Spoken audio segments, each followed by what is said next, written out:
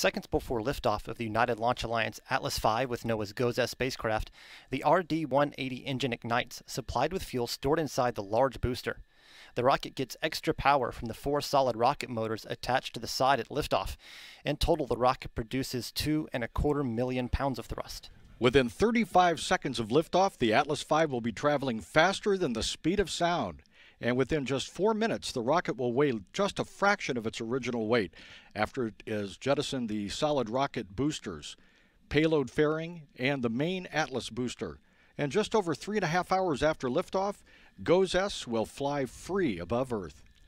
Here's a detailed look at the full mission profile for today's launch of the Atlas V rocket. The following profile details the important events of this mission using approximate times. 4, 3, 2, 1. And liftoff. The Atlas V RD-180 main engine and 4 solid rocket boosters ignite to generate the 2.25 million pounds of thrust to lift the rocket away from the pad. Shortly after liftoff, Atlas begins its initial pitch, yaw, and roll maneuvers to attain the proper ascent profile and minimize aerodynamic loads. The Atlas V reaches Mach 1, the speed of sound, at 35 seconds. At 47 seconds, the vehicle experiences maximum dynamic pressure. All 4 solid rocket boosters, or SRBs, are jettisoned at 1 minute 50 seconds. 1 minute 40 seconds later, the payload fairing is jettisoned.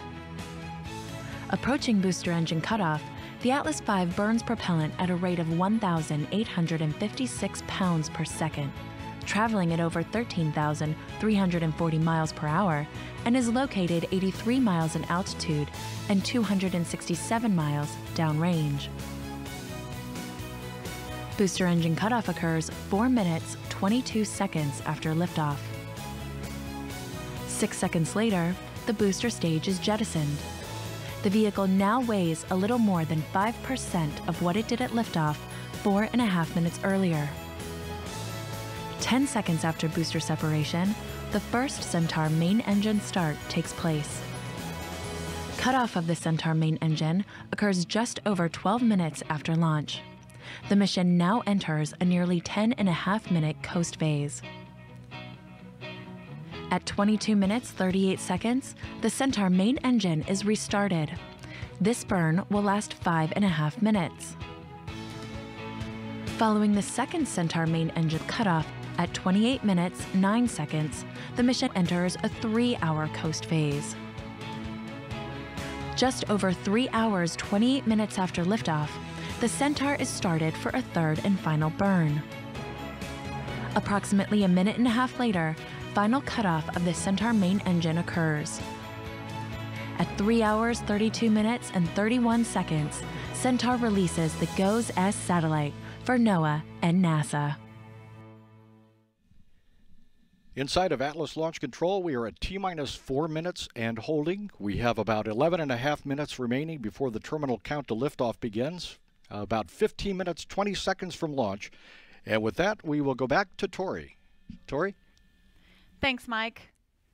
Kennedy's Marie Lewis had an opportunity to speak with Steve Volz, director of NOAA's Satellite and Information Service, about the newest addition to GOES-R satellite series. Thank you. I'm here with Dr. Steve Volz, director of NOAA's Satellite and Information Services. So, Doctor, tell us, if you could, how will today's launch impact our ability to observe and understand the planet? Well, the GOES-17 launch, or GOES-S, soon to be GOES-17, is the second of a series of next-generation geostationary observing systems we're flying. GOES-16 launched about 14 months ago and has just revolutionized the way weather forecasters and the general public see environmental information. And it's hovering over the east coast of the United States, where it'll be in its permanent GOES-East position. GOES-17, or GOES-S, will be GOES-West, hovering over the west coast of the United States, providing that same kind of resolution, precision, and accuracy. And two of them together are just going to be a fantastic capability in orbit. Yeah, absolutely. And now, in the last year and a half, NOAA has launched 3 next-generation satellites, including the GOES-S now. So can you talk about what this means in terms of our cooperation with other countries? Sure. These satellites were decades, literally, in the building, in the design. We started in the mid-2000s for both series, so we're finally launching them, but it's a generational step in terms of capability on orbit. Our partners in space, the Japanese Met Agency, the European, the EUMETSAT organization, do similar steps, leap forward in technology. These put us back at the forefront in terms of meteorological capabilities from Earth orbit. We all share data, full, free, and open. We use their data in our models. They use our data. So we're all benefiting from this friendly competition to get the best observations from orbit. And that data you're talking about really gives us such critical information to predict the weather and what's going to happen. So along those lines, what do you predict for the future of these satellites and the industry? So this is, like I said, the first generational leap in capability for GEO in 20 plus years. So when you think about now the availability of information from satellites, from ground, from airplanes, from the whole Internet of Things, is going to allow a certain integration of information in a way that we can understand the Earth as a system much more holistically than ever before. It won't be just, here's a storm, here's a flood. It's seeing how they're all connected. So I think the next generation, the leaps will be in integration of all these great observing systems into a holistic view of how the Earth as an environment is working together. All right, Doctor, thank you so much for your time. We'll send it back to you. Today's mission is dedicated to two very special colleagues from United Launch Alliance and NASA's Launch Services Program, Gordon Meehan and Gene Forney. Gordon served our country in the United States Air Force, achieving the rank of Technical Sergeant. Gordon began his career as an electrical engineer at McDonnell Douglas, later working for both the Boeing Company and United Launch Alliance. United Launch Alliance dedicates this mission to their dear friend and colleague, Gordon Meehan. Gene worked in the Denver NASA resident office until his death last year at the age of 93. Gene served our country as an Army Air Corps pilot in World War II, completing 120 combat missions over Europe, and in the Cold War, helped put jet fighters on air carriers, along with training Navy and Marine pilots.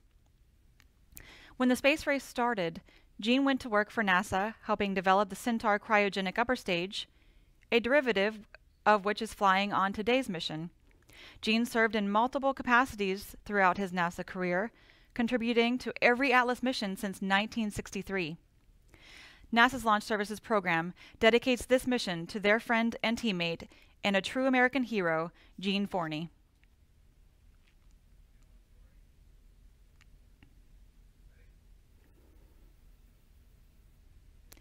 As we mentioned earlier, GOES-S is the second satellite in NOAA's latest generation of geostationary operational environmental satellites, known as the GOES-R series.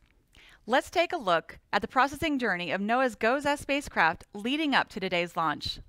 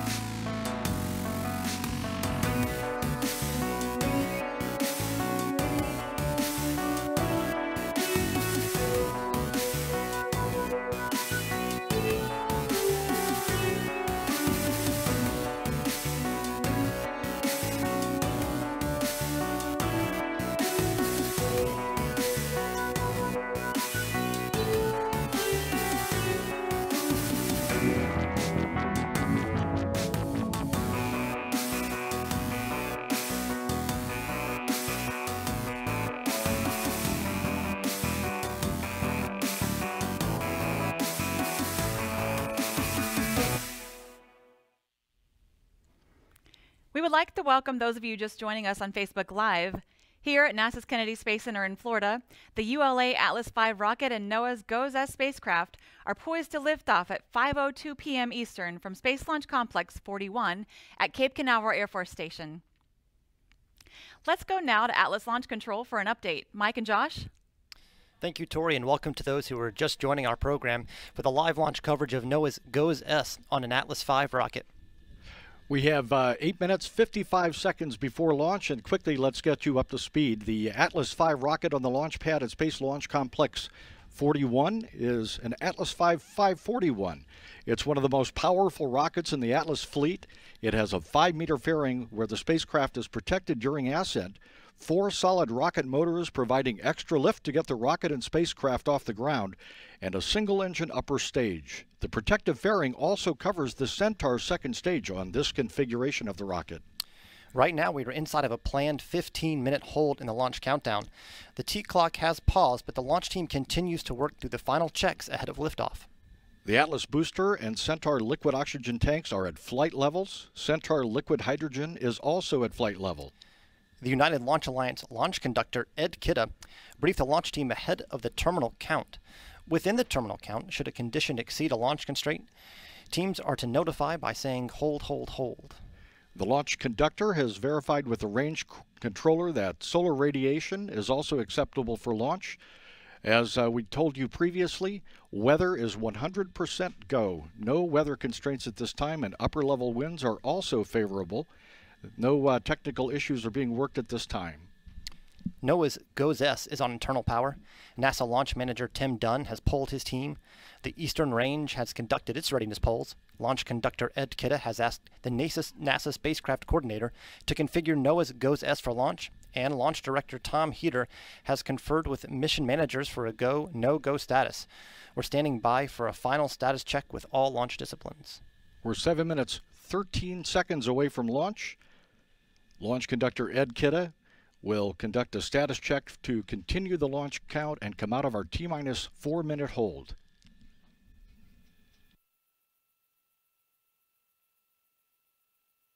Status check to proceed with terminal count. Atlas systems, propulsion. Go. Hydraulics. Go. Pneumatics. Go. LO2. Go. Water. Go. Centaur systems, propulsion. Go. Pneumatics. Go. LO2. Go.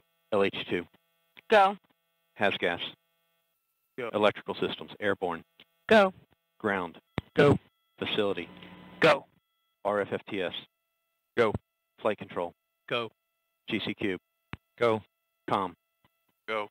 Umbilicals. Go. ECS. Go. Redline monitor. Go. Quality. Go. Ops safety manager. Go. ULA safety officer. Go. Vehicle system engineer. Go. Anomaly chief. ACs go. Range coordinator. Clear to proceed. Launch director. You have permission to launch. Proceeding with the count. And as you heard, launch conductor Ed Kidda has received a go from all stations to continue the countdown. We're scheduled to release the hold in about 1 minute, 45 seconds, and count down to an on-time liftoff of the United Launch Alliance Atlas V rocket and NOAA's GOES-S spacecraft at 5:02 p.m. Eastern Standard Time. L-minus 5 minutes, 30 seconds. Start list data capture. Roger. NSC, verify spacecraft on internal power. Spacecraft is on internal power. All steps complete prior to terminal count. The GOES-S spacecraft configured for launch on internal power. Everything is go. 5 minutes away from launch.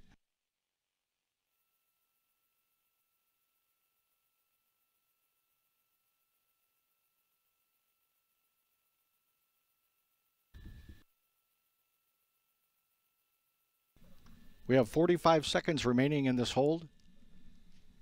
Plan to come out of the hold and launch at the opening of a 2-hour launch window at 5:02 p.m. Eastern Time.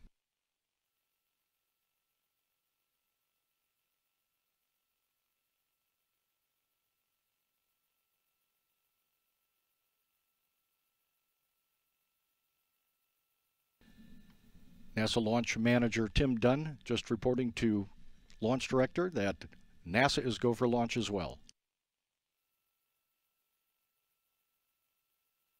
On my mark, the time will be T-minus 4 minutes and counting. 4, 3, 2, 1. And we are at T-minus 4 minutes and counting. After launch, we'll be hearing the voice of United Launch Alliance's Marty Malinowski providing a status of the flight of the Atlas V and NOAA's GOES-S. At launch minus 2 minutes, the Atlas and Centaur power will be internal.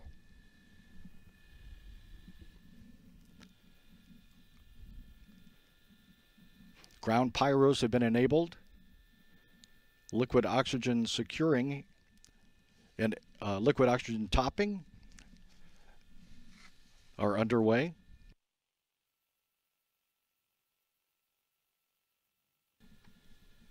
Atlas tanks will be pressurized to flight pressure at T-minus 3 minutes.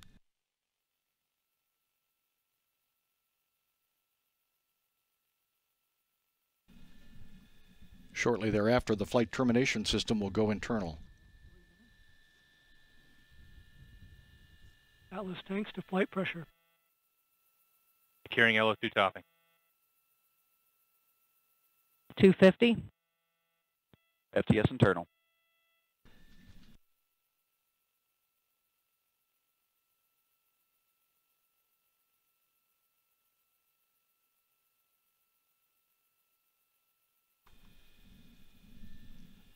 Following Atlas and Centaur power to internal at T-minus 2 minutes, the ground launch sequencer will command the launch sequencer to start at T-minus 1 minute 55 seconds.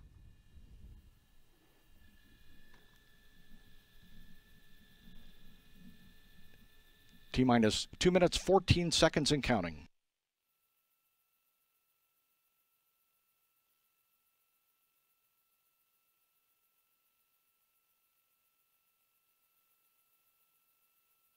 $159.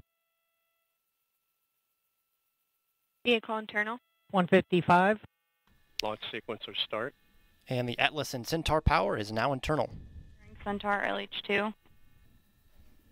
Securing Centaur LO2.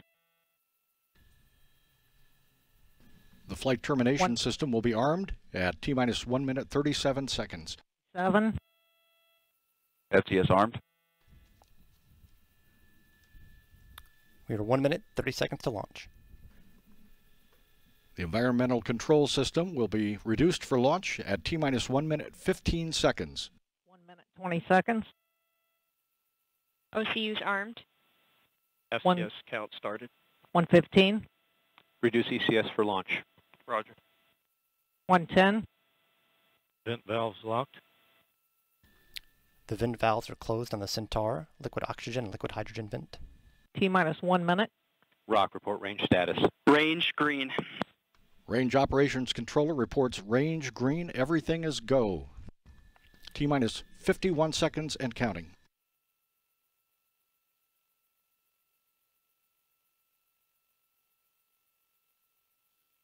T-minus 40 seconds. Stable at step 3. Closing in on 30 seconds before launch. 3 seconds before launch, the powerful RD-180 engine will ignite. Roger. 25. Status check. Go Atlas. Go Centaur. Go. Everything is go. T-minus 15 seconds and counting. 9, 8, 7, 6, 5, 4, 3, 2, 1. And liftoff of the Atlas V and NOAA's GOES-S, a highly sophisticated weather-watching eye in the sky, to join its twin in providing better forecasts and saving lives. Atlas has begun a pitch and yaw maneuver to steer to its planned path, an azimuth of 100.7 degrees.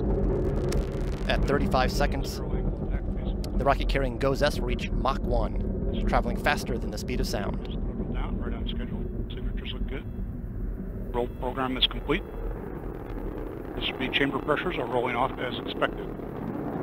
At 47 seconds after launch, the vehicle will pass through the area of maximum dynamic pressure, or max Q.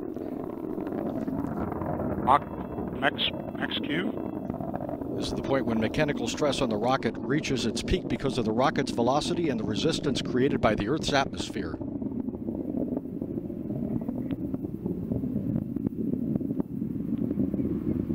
Booster has throttled up as expected.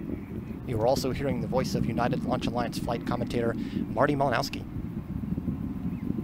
SRB chamber pressures continue to look good, have plateaued. At 1 minute 50 seconds into flight, the first two solid rocket boosters will be jettisoned, followed about a second and a half later by burnout. other boosters. And we have indication of SRB burnout. Booster engine continues to perform well. Approximately 10 seconds to SRB jettison.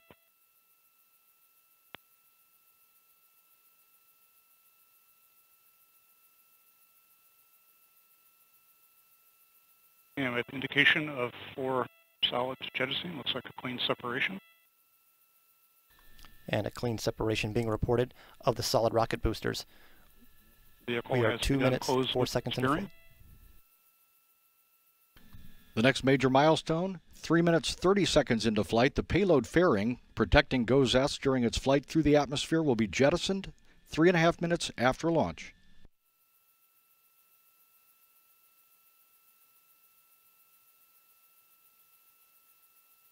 Booster has throttled down as expected. Up on the RCS pyro valve activation.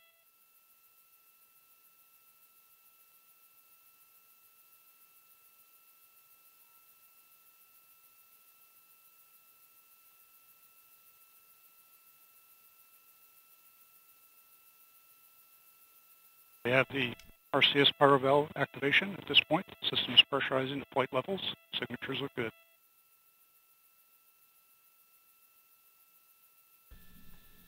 Three minutes into the flight. And booster has throttled back to 2.5 Gs.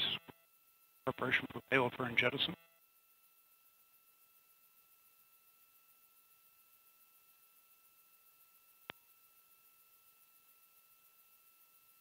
Ten seconds away from payload fairing jettison. Up on payload for jettison momentarily.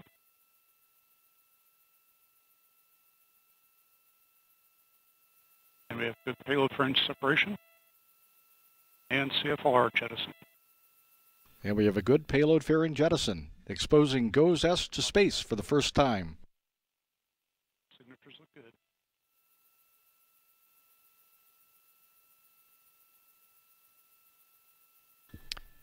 We are approaching 4 minutes into flight. And booster has begun to throttle to 4.6 Gs in preparation for pico.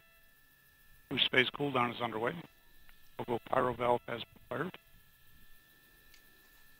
The call BECO stands for Booster Engine Cutoff. That will happen at 4 minutes 22 seconds into flight. Boost phase chill down is complete.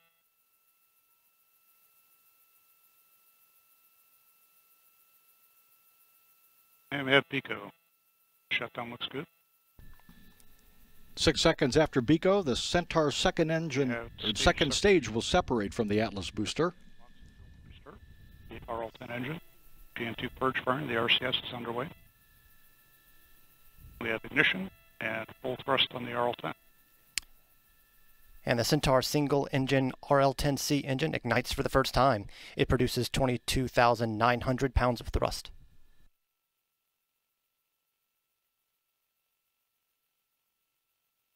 Our steering has been enabled. Body rates look good.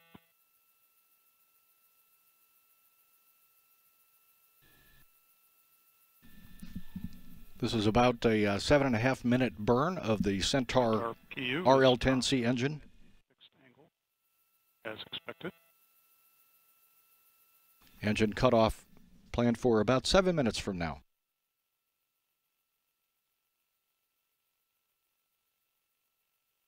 This is the first of 3 burns of the Centaur main engine. Continue to warm towards bottle temperatures. Signatures look good. Centaur PU has gone to closed loop control. Current range track shows Centaur making good headway down the middle of the corridor. Current altitude is 129 miles. Downrange distance is 701 miles. Current velocity 13,903 miles per hour. Listening to the voice of United Launch Alliance flight commentator Marty Malinowski describing the flight of the Atlas and Centaur. Shows basically a nominal booster.